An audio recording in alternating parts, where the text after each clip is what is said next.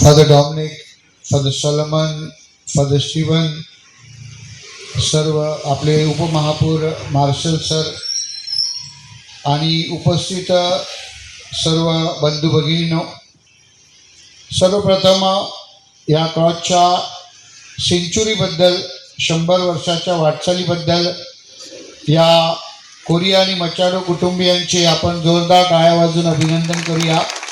Congratulations. विशेष करून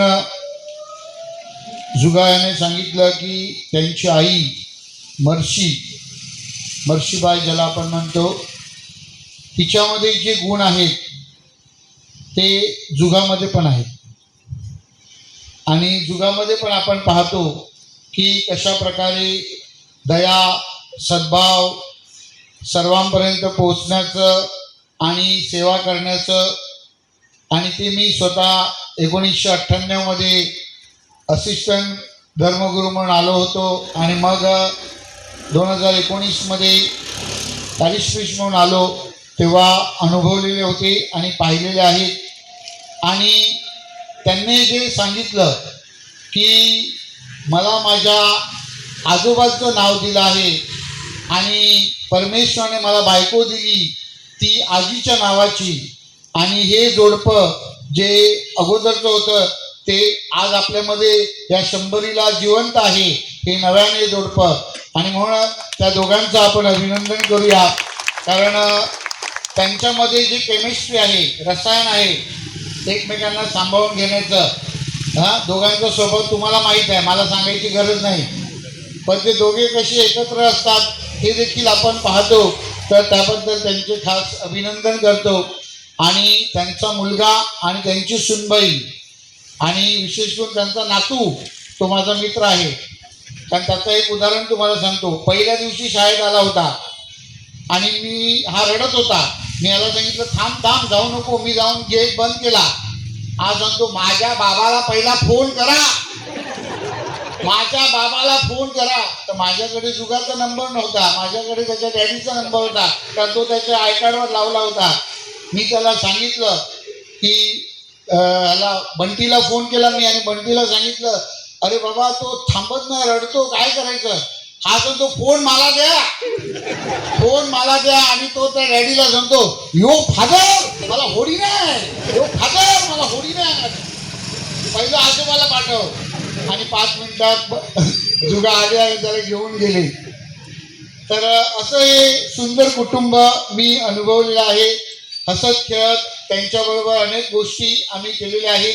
कुटुंब सेवा समितीमध्ये त्यांचं योगदान खूप मोठं होतं आणि आहे पण अजून. आणि चर्चच्या विशेष करून इलेक्ट्रिकल डिपार्टमेंटमध्ये जुगा यांचं कार्य देखील खूप मोठं आहे. त्या सर्वाबद्दल आणि तुम्ही यांचं सॉलिडॅरिटीमधलं कार्य खूप मोठं आहे. त्या सर्वाबद्दल त्यांचे खास अभिनंदन. आणि त्यांनी हे नूतनीकरण केलेलं आहे. फ्रॉम वेस्ट टू बेस्ट असं हा प्रवास झालेला आहे, असं आपल्याला दाखवलेलं आहे. त्याबद्दल मी त्यांचे खास अभिनंदन करतो आणि आभार मानतो. प्रिय भाविकांनो, आज आपण प्रभूच्या स्वर्गरोहणाचा सण साजरा करीत आहोत. आणि प्रभूचं स्वर्गरोहण आपल्याला फार मोठी शिकवण देत आहे. प्रभूचं स्वर्गरोहण आपल्याला सांगत आहे की परमेश्वराने त्याचा पुत्र या जगामध्ये कशासाठी पाठवला.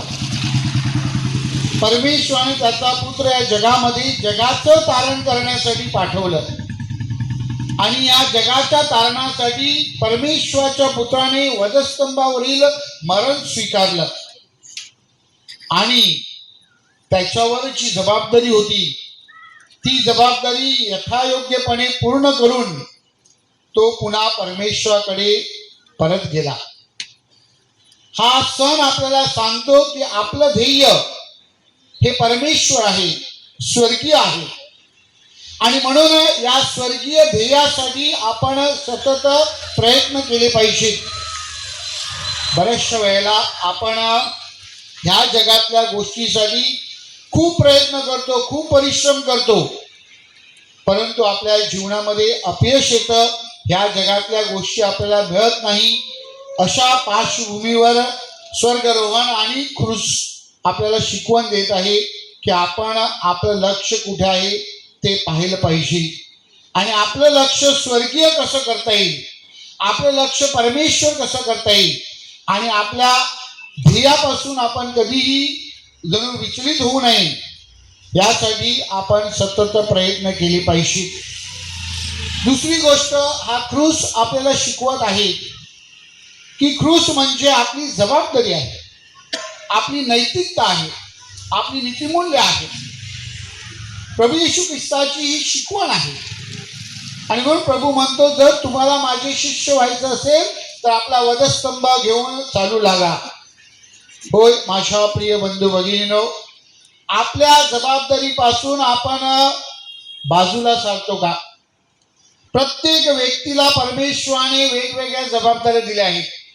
कुटुंबातील लहान मुलापासून ज्येष्ठापर्यंत सर्वांना जबाबदाऱ्या आहेत. ह्या आपल्या जबाबदाऱ्या आपण कशा प्रकारे पार पाडतो? प्रामाणिकपणे आपण ह्या जबाबदाऱ्या पार पाडतो का? विश्वासूपणे आपण आपल्या जबाबदाऱ्या पार पाडतो का? आपल्या जबाबदाऱ्यामध्ये आपण हलगर्जीपणा करतो का? आपल्या जबाबदाऱ्यापासून आपण पळवाट शोधतो का? हा क्रूस आपल्याला सांगत आहे की जर आपल्याला स्वर्गीय राज्य आपलं ध्येय करायचं असेल, परमेश्वराला जर आपल्याला भेटायचं असेल तर आपल्या जबाबदारीशी आपण प्रामाणिक राहायला पाहिजे. आपल्या जबाबदारीपासून आपण पळवाट शोधायची नाही. आणि म्हणून माझ्या प्रिय बंधू भगिनीनो, आपली जबाबदारी काय आहे ती प्रत्येकाने ओळखायची आहे आणि ती पूर्ण करण्याचा प्रयत्न करायचा आहे. ही वैयक्तिक जबाबदारी पार पाडत असताना दुसरी गोष्ट आपण लक्षात ठेवायची आहे की आपण केवळ वैयक्तिक किंवा एक इंडिव्हिज्युअल नाही, आपण सामाजिक आहोत. आपण एकमेकांशी नात्यामध्ये गुंफलेलो आहोत. प्रत्येकाचा प्रत्येकाशी कुठे ना कुठे हित संबंध आहे आणि म्हणून आपण आपली जबाबदारी पार पाडत असताना कोणावर अन्याय होऊ नये किंवा कोणाच्या जबाबदारीशी जणू काही फेरबदल करू नये किंवा ढवळाढवळ करू नये याकडे आपण कटाक्षतेने प्रयत्न केले पाहिजे. या उलट दुसऱ्यांना त्यांची जबाबदारी पार पाडण्यासाठी सायमन सायरीन प्रमाणे आपण मदत केली पाहिजे.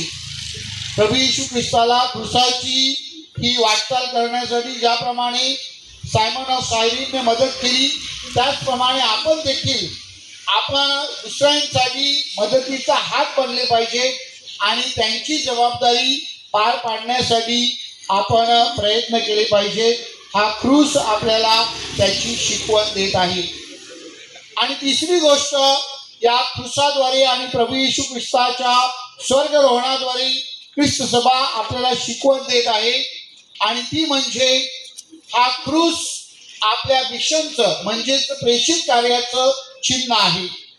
प्रभू येशू ख्रिस्त स्वर्गात गेला आणि देवदूताने प्रेषितांना सांगितलं, इथे डोंगरावर काय करता, जा गालिलामध्ये आणि आपल्या सेवा कार्याला सुरुवात करा. गालिल म्हणजे प्रभू येशू ख्रिस्ताने जी लोकांची सेवा केली होती त्याचं चिन्ह आहे, ते ठिकाण आहे. हा क्रूस आपल्याला देखील तोच संदेश देत आहे की इथे येऊन प्रार्थना करा, इथे येऊन परमेश्वराचा अनुभव घ्या, इथे येऊन आपली श्रद्धा प्रकट करा, पण इथे राहू नका. इथून परत आपल्या घरी जा. जिथे आपण राहतो तिथे आपण आपलं जे मिशन कार्य आहे, सुवार्थ प्रचाराचं जे कार्य आहे ते करण्यासाठी तयार असले पाहिजे. आणि ते जेव्हा आपण करू तेव्हा निश्चितच आपण या क्रूसाचा जो काही वंदन करतो किंवा आदर करतो ते आपल्याला आपल्या जीवनामध्ये दिसेल आणि स्वर्ग राज्य जे आहे, परमेश्वराला भेटण्याचं जे भाग्य आहे ते आपल्या प्रत्येकाला प्राप्त होईल. आणि म्हणून आज क्रूसाचा सन्मान करीत असताना, क्रूसाच्या 100वीचा सण साजरा करीत असताना, त्याचं नूतनीकरण साजरा करीत असताना आपल्या प्रत्येकाच्या नूतनीकरणासाठी आपण प्रयत्न करूया आणि आपलं जीवन परमेश्वरासाठी सादर करण्यास आणि परमेश्वराला अर्पण करण्यास आपण प्रभूकडे कृपा आणि शक्ती मागूया. मी आपणा सर्वांना परमेश्वराच्या नावाने आशीर्वाद देत आहे. आपण सर्वांनी चांगले व्यक्ती म्हणून, चांगले मानव म्हणून एक चांगला समाज घडविण्यासाठी सतत प्रयत्नशील असावे आणि प्रभूचा हा क्रूस आपल्याला प्रेरणा देणारा राहावा ही सदिच्छा व्यक्त करतो. God bless you.